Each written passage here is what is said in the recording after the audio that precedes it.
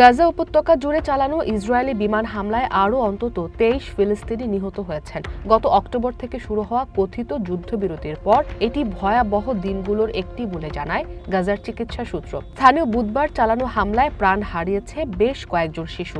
এর মধ্যে 11 বছর বয়সের এক কন্যা শিশু রয়েছে বলে আল জাজিরাকে জানায় স্থানীয় সূত্র।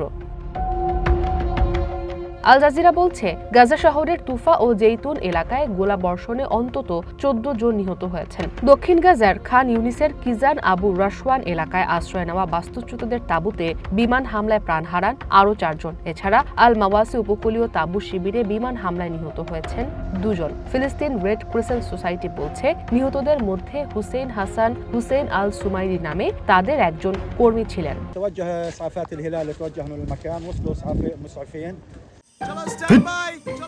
লাইফে কোনো কিছুর গ্যারান্টি নেই, তাই ইন্স্যুরেন্স করুন সিটি ব্যাংকে, কারণ ইন্স্যুরেন্স করলে সিটিতে সুরক্ষা পাবেন নিশ্চিন্তে।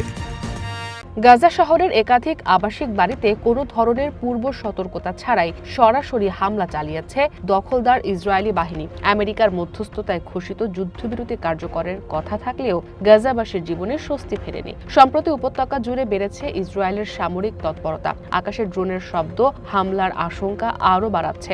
ইসরায়েলি সামরিক বাহিনীর দাবি, উত্তর গাজার নিয়মিত অভিযানের সময় তাদের এক রিজার্ভ কর্মকর্তা গুলিবিদ্ধ হয়ে গুরুতর আহত হন। এরপরই তাদের সাজোয়া ইউনিট ও বিমান ওই এলাকায় হামলা চালিয়েছে। গাজার স্বাস্থ্য মন্ত্রণালয়ের তথ্য অনুযায়ী যুদ্ধবিরতি কার্যকর হওয়ার পর থেকে ইসরায়েলি হামলায় 520 জনের বেশি ফিলিস্তিনি নিহত হয়েছেন। বুধবার ইসরায়েলি কর্তৃপক্ষ রেড ক্রসের মাধ্যমে 54 জনের মরদেহ এবং 66টি বাক্সে হামলায় বিচ্ছিন্ন হওয়া মানবদেহের বিভিন্ন অঙ্গ প্রত্যঙ্গ গাজায় হস্তান্তর করেছে। পরীক্ষা শেষে সেগুলো পরিবারের কাছে হস্তান্তর করা হবে। ইসরাত মুক্তি, ওয়ান ইন্টারন্যাশনাল ডেস্ক।